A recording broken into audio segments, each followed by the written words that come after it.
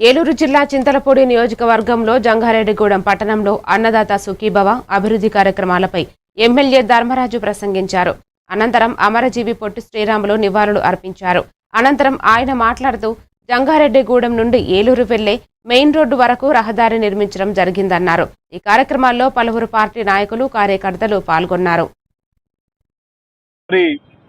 Annadata Sukhibhava door to door చూసుకొని ఇక్కడ అమరజీవి పొట్టి శ్రీరామ్ గారి విగ్రహానికి నివాళులర్పించి దీని తర్వాత ఇఫ్తార్ విందులో కూటమి నాయకులు, కార్యకర్తలు అలాగే ముస్లిం సోదరులు పెద్ద ఎత్తున పాల్గొనబోతున్నారు.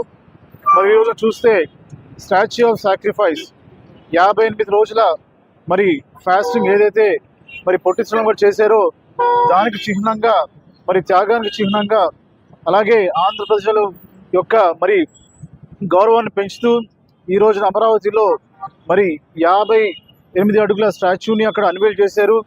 దాంతో పాటుగా కింద ఓన్లీ బేస్మెంట్ చూస్తే అది కూడా 52 అడుగుల బేస్మెంట్ కూడా పెట్టి ఒక మొత్తం టోటల్గా 110 ఎత్తుగల స్టాచ్యూని ఈ రోజున అన్వేల్ చేయడం జరిగింది.